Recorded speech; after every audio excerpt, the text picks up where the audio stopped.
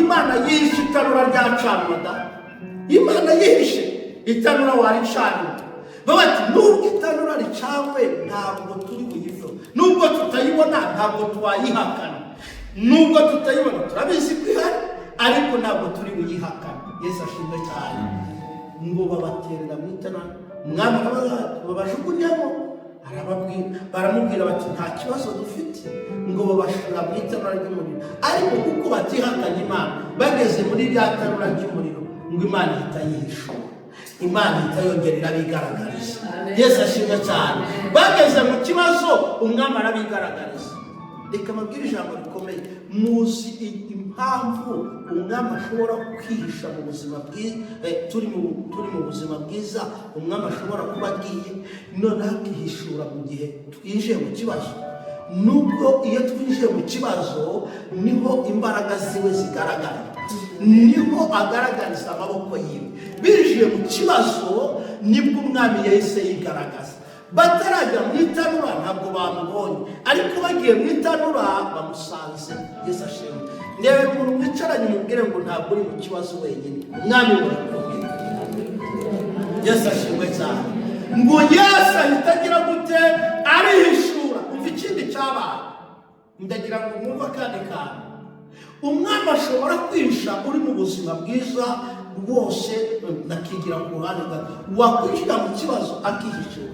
Ikindi abashaka ni ukugira ngo abari ku ruhande rwawe nibaza kwitegereza uwageze mu kibazo, kuko hari ababa bacunze ko uri bukorwe n'isoni, hari ababa bacunze ko uri mu maramari. Abaza kukureba rero muri cya kibazo baza gusanga utari wenyine. Ngo Nebukadinezari yari yaje yigira hino ngo arebye muri cya kibazo, agira ngo arebe ukuntu abantu babaye umunyota, agira ngo arebe ukuntu abantu babaye ivu. Hari abantu bategereje kuzaba ivu, hari abantu bategereje kuzaba umunyota, ariko nakurahiye ntabwo bari bubibone. Nari mvuze ngo ntabwo bari bubibone. Yitegereje uko mbonyemo abantu bane, twashizemo bangahe? Baramubwira ati twashizemo batatu. Aravuga ngo mbonyemo bane, kandi uwa kane arafite ishusho nk'iy'umwana w'intama w'Imana. Ariko Nebukadinezari ntabwo yarasanzwe ayishurirwa. Byari bibaye kubera iki? Kuko kuba mu kibazo kw'abo basore bitumye Nebukadinezari nawe ahishurirwa umwami, bitumye Nebukadinezari nawe amenya ko abo basore bafite Imana. Kuba mu kibazo kwawe hari abantu bizahesha agakiza, kuba mu kibazo kwawe hari abantu bizatuma bamenya Imana. Tuvuge amen. Kuko mu kibazo cyurimo umwami azigaragaza. Haleluya. Umwami azigaragaza. Niyigaragaza abantu bazakizwa, niyigaragaza abantu bazamenya Imana, niyigaragaza abantu bazamenya ko wabanaga n'Imana. Naribuze umwami yigaragaza mu izina rya Yesu. Imana yawe yigaragaze abantu babibone. Tuvuge amen. Reka tugaruke rero ijambo twasoma. Bibiliya yatubwiye ijambo rikomeye ngo Yesu arahagera, arababwira ngo yongera kubihishura. Barabigishwa basanzwe babana na Yesu, barabigishwa bahamagawe na Yesu. Erega Yesu ashobora kuba yaraguhamagaye, ushobora no kuba mubana umunsi ku munsi, ariko bikaba ngombwa ko hari aho asimbukira agasigara wenyine.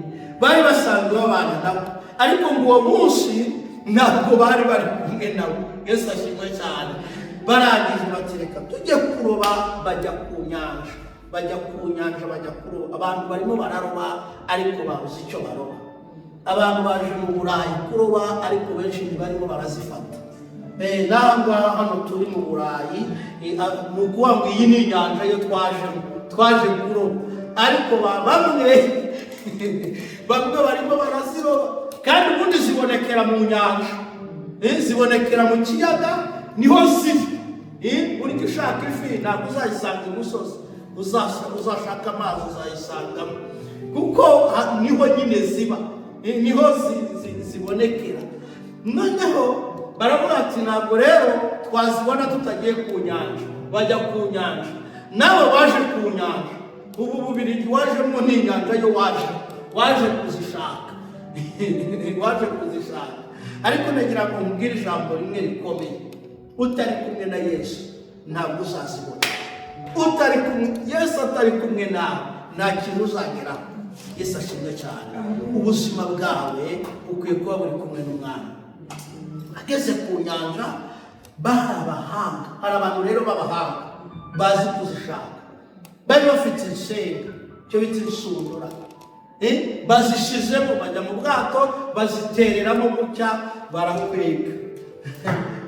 Bakweze bagiye kuzamura basanga nta n'udukeri twagiyemo, basanga na twa turagara tumwe duto, basi iyo bafuma babona n'uturagara na dutoya bari kuvuga bati turapfa kurya utungutu, natwo natwo babonye. Hari abantu bamaze imyaka ahangaha baruba babuze icyo baruba.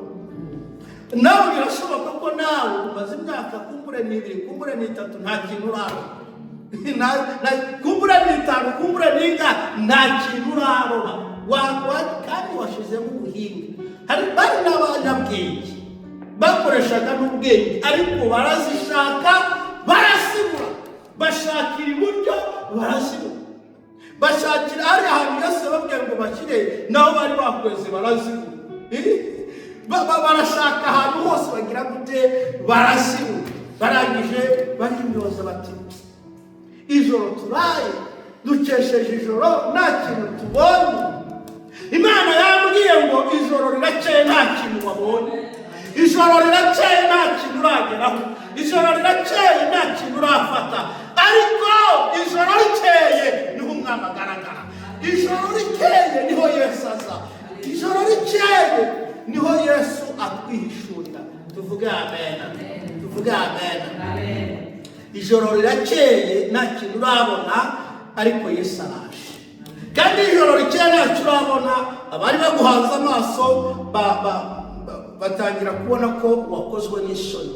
Ariko aho nyine mu gatondo bukeye nta kintu urabona, Yesu ni bwaza ngo bagiye kubona ngo umuntu araje, ahagaze hafi yawo ku nkombe yawo.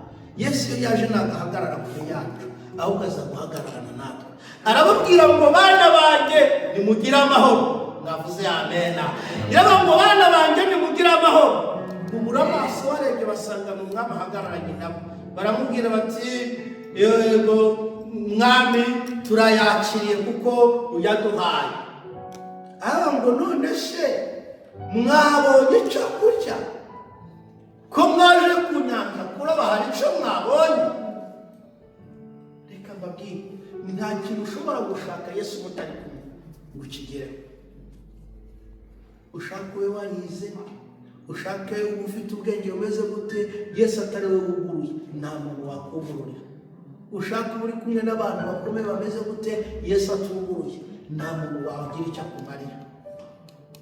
Niba ukinga ntihajye gukinga, niba ukingura ntihajye gukinga, niba uvuga ijambo rimwe rikabaho, niba utegeka bigakomera. Iyo avuze ngo uyu uramuha, iyo avuze ngo icara aha urahicara, iyo avuze ngo komera urakomera, iyo avuze ngo akira ibyangombwa urabyakira. Tuvuge amen. Yesu yatanze ibyangombwa, ninde muzungu wabikwiye? Amen. Yesu ashimwe cyane. Ninde wabikwiba? Yesu yuguruye, ninde wakuga? Amen. Tuvuge amen. Arababaza ngo mwabonye icyo mufungura? Baramubwira batumva, batangira kumuganya. Baramubwira bati erega Mwami uri impamvu, niba bakamubwira ati uri impamvu twazibuze nuko utari uhari. Baramubwira bati twagerageje, twashize mu buhinga bwose, ariko twabuze. Tumaze imyaka muri iki gihugu twabuze. Amen. Amen.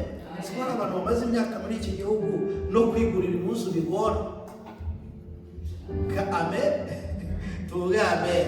Babona amafaranga agaherana n'amafagitire no kwishyura inzu no mu nzoga, bakaba bararangije. Yesu ashimwe cyane.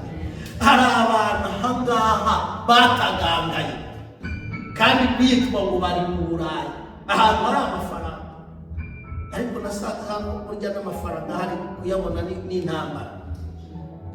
Nasanze hano ari urugamba. Abantu bari hano muri Afurika bazi ko hano hari ibiti byamurwa amafaranga, hari umuntu aherutse kumpamagara ambwira ati ko aho ngaho hari ibyuma birimo amafaranga wajya ugakanguka amafaranga. Yarambwiye ati aho ngaho twumva ngo hari ibyuma birimo amafaranga wakaza ukakuramo ukanyoherereza. Ndamubwira uwakuzana nawe ukabikanga. Yesu ashimwe cyane. Hari abantu bari aho ngaho batagangaye Yesu atari we wakinguye. Amen. Yesu atari we watanze umugisha.